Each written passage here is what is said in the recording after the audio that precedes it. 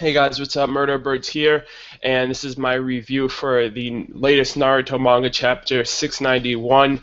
And this chapter was just very emotional. I had a lump in my throat the entire time I was reading it, and this chapter was heavily based on, getting a lot of closure and a lot of last moments with some of these pivotal characters as the war is winding down and the series is ending as a whole, which is very shocking.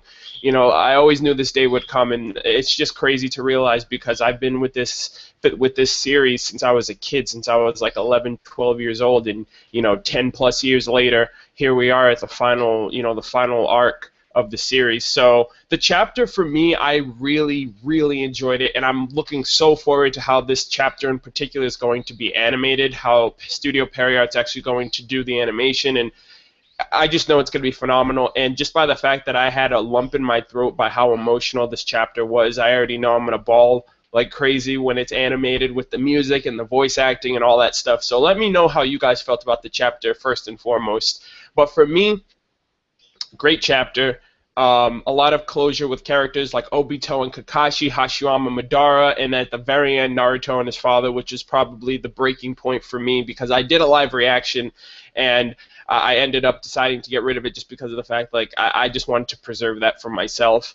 And it was just really great. So starting off, we got, the closure, the aftermath of the war. Hagoromo was coming down. He's like congratulating everybody for their feat of defeating his mother, which was like a god, a deity, and the task and trials and tribulations that the entire shinobi world has gone through has been really scarce, has been really, harsh, and it's taken a toll on a lot of people. There's been a lot of lives lost and stuff like that. But overall, the war is over, and that's something that is extremely commendable for them to take down his mother the way that they did.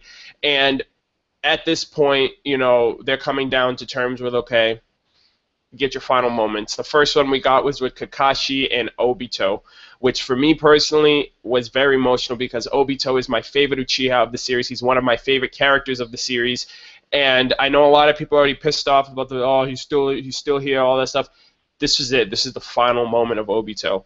The first thing I want to mention is that I'm really glad that with Obito, essentially this chapter was essentially the explanation of how Kakashi got his power up. It wasn't the fact that Obito gave him all the power. Essentially, Obito infused his will, his chakra, his being with Kakashi, which is how he was able to get the dual Kamui Mangekyo Sharingans, how he's able to produce that Susanoo and all that stuff, which is good because if that wasn't the case, Kakashi would have been hacks, and I would have probably been upset if that in turn was, prolonged or in the form of an epilogue or something like that, or something that Kakashi would have in the aftermath because it didn't really make sense to me.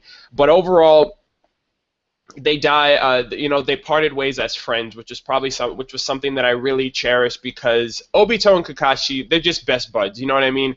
And I understand. Uchiha just lose their ways sometimes. Granted, it's not a justification for the things that they've done.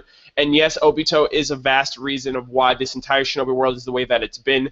But don't forget that shinobi are not defined by the way they live, but how they die. And in this final moment, in Obito's final moments, he really did try to change things for the better. Granted, it was very irrational, and the ways that he went about it weren't that great.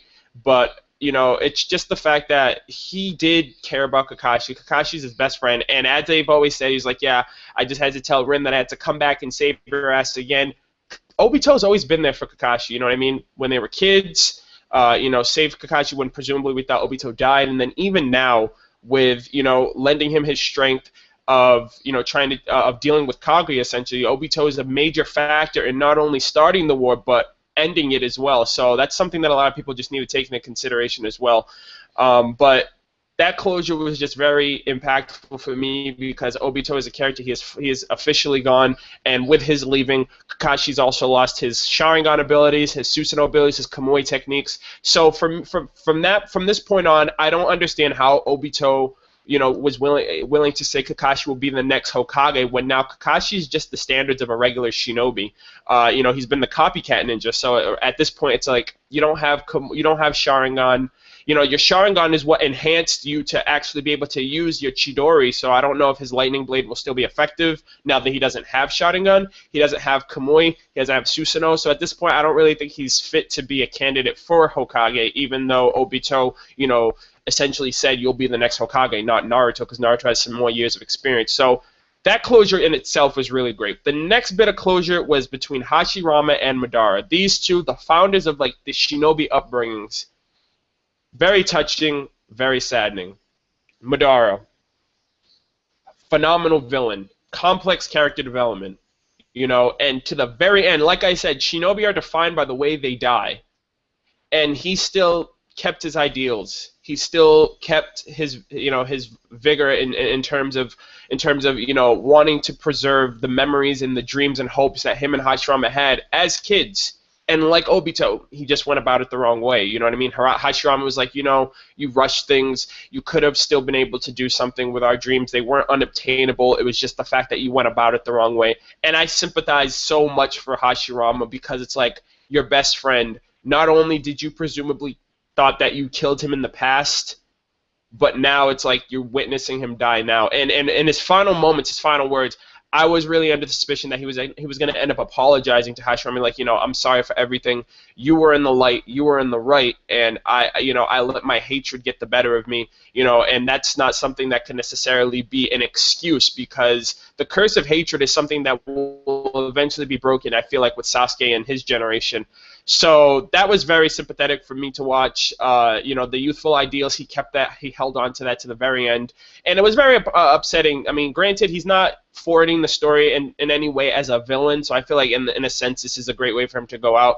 But at the same time, my form of wishful thinking for me was I wish that I wish that Madara would have at least just talked to Sasuke. You know, it's like, I'm the founder of your clan. You know what I mean? I'm the strongest of our clan. You are the last of our clan, and it's up to you to restore our clan to a way that we will never have to be burdened for our past. You know what I mean? I just thought like Madara giving some real wisdom to Sasuke, in the sense that he is now the last of his clan, and I feel like he will restore his clan to its former glory. And I don't know, I just thought it would have been really awesome to just get the leader of the clan to the last of the clan. I just thought that would have been a really cool interaction, and you know, giving some youthful wisdom, giving some wisdom and advice to Sasuke of how he's going to go on with his life at this point. So I just wish that we got that. But other than that, the most depressing and emotional moment of this chapter, Naruto and Minato. First thing I want to say is that Happy Birthday was probably one of the best things that I have ever read in manga, because just think about it. You know, Naruto is now 17 years old. 17 years ago, this chapter, Naruto was born, and he didn't even get to see his parents. His parents end up dying for him, instilling their wishes and their ideals into their son to hopefully one day he'll be able to live up to become the child that they wanted him to be. And just the way that it was portrayed this chapter, 16 years of no parents, no one at home, no one to say happy birthday to, and then on your 17th birthday, your father is there in the flesh to say happy birthday to you. That must have meant so much for Naruto. And when it got to their farewell, I was just so heartbroken. I was like, damn, like his mom's not there, but his dad is, and his dad's already proud of him. And the best part of this was when Naruto was just going down the list of all the things that his parents instilled and wished upon him when he was born. Make sure you go to bed on time. Make sure you respect your elders. Make sure you eat good, eat your vegetables. Don't just eat ramen. Don't always go into the advice of the pervy sage. Make sure you find a good woman that's like your mother. It was just perfect the way that he was just elaborate. He was reiterating and reassuring his dad, hey, don't tell mom everything's fine. I'm growing into a respectable person. The village trusts me. The village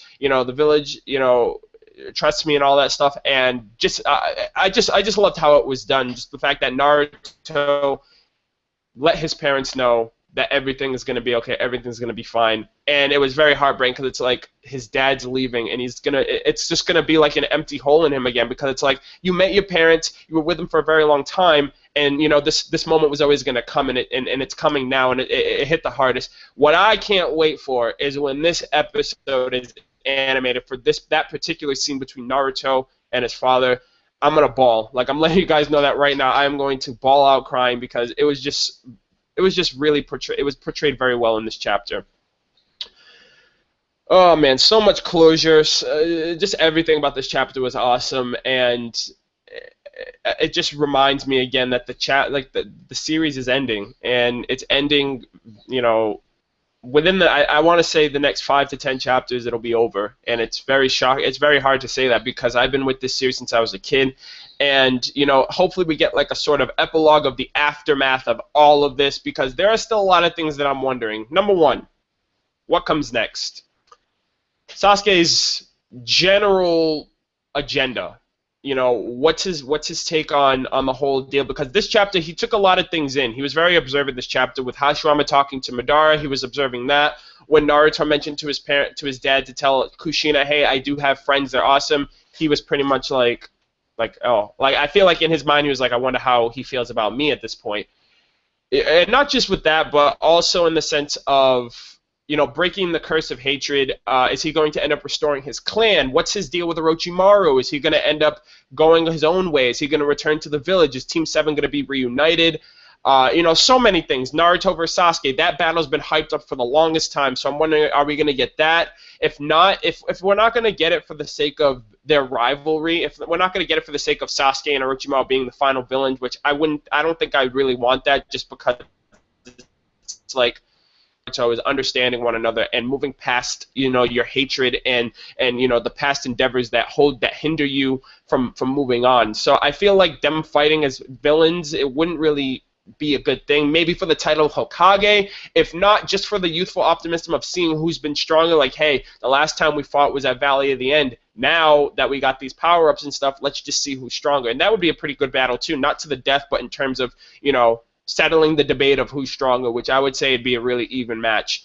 The fate of the Bijus, I'm wondering, are the Bijus going to go as well with Hagoromo? Because Hagoromo's taking the Edo Kages back to, like, you know, the afterlife and all that stuff. So what's going to become of the Bijus? Are they going to go as well? Is Naruto and Kurama still going to be, you know, is Kurama still going to be an essence of Naruto as his Jinchuriki? Because in that sense, it's like, I can't really picture Naruto being any more of a candidate for Hokage if he doesn't have the utilization of Kurama, if he doesn't end up keeping the Sage of Six Paths power-up powers. So that's another thing. You know, what are the fate of the Bijus? Are they going to be able to roam free? Are they? Because at this point, I feel like there's no need to use them as tools of destruction, even after, especially after the Shinobi world as a whole was able to come together for this moment of dealing with this universal threat that they were able to overcome. Kakashi as Hokage, I don't see that happening. As well as the Shinobi village system, you know, one village per nation.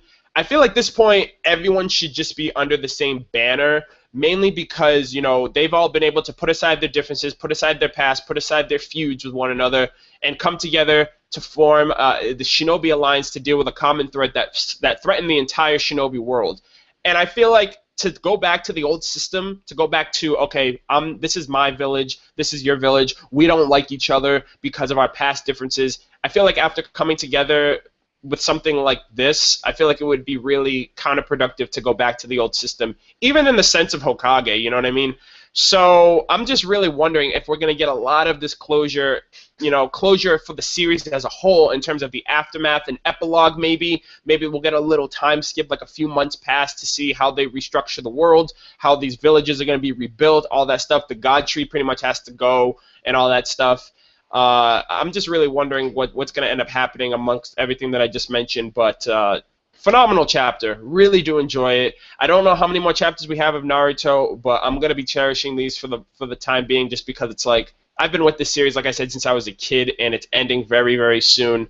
It's already bad enough that I'm, you know, Hunter x Hunter, I'm watching the anime, and that's ending as well. So, like, I'm just losing a lot of anime childhood for me personally, and I mean, it sucks, but at the same time, I'll always have this to come back to. So that's the silver lining. But That's all I've got for this review. Let me know what you guys thought about the chapter, what you guys liked about anything that I said, anything I didn't mention that you noticed, all that stuff in between. Also, be sure to like the video if you enjoyed and subscribe if you're new to my channel. I'd really appreciate that as well. But thank you guys so much for checking out my video, and I will catch you guys next week. Take care.